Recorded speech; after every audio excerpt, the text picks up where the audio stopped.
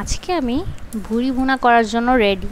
ভুনা না বা ভাজি, অনেকে ভুনা করে, সেটাও টেস্ট আমার খুব ভালো লাগে, বাট আজকে আমি একদম কড়াকড়ি করে ভালোভাবে ভাজি করব।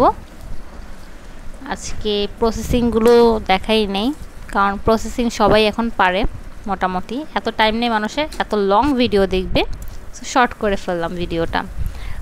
তো ভুড়িটা অনেক সময় লাগে করতে হয়, যেমন প্রথমে সেদ্ধ করা, পরিষ্কার করে সেদ্ধ করা, দেন কাইটা আবার সেদ্ধ করা, তারপর ভালো করে ধুয়ে আপনার লবণ, মরিচের গুঁড়া, হলুদের গুঁড়া, আদা রসুন বাটা, জিরা বাটা, যত মশলা আছে আমি মনে করি সব মশলাই আমি দিয়ে ফেলছি, সব মশলা একসাথে মাখায় দেন আমি অনেক টাইম লাগে সেদ্ধ করে। তারপর এখন আমি এখানে যে ভাজতেছি, পেঁয়াজগুলো কিউব করে নিছি, তারপর আলুগুলো সেদ্ধ করে নিয়েছিলাম, একটু লাস্টে একটু পরে দিছি ভাজার একটু পরে।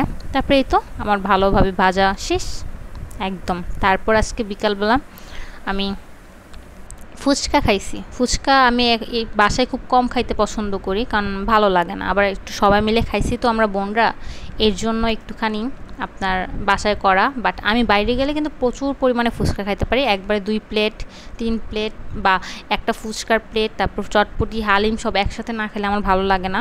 বাসায় একটু কমই ভালো লাগে, কষ্ট করে কাজ করতে হয় তো তাই। আজকে এই পর্যন্তই, ভালো লাগলে লাইক কমেন্ট শেয়ার করবেন। আল্লাহ হাফেজ।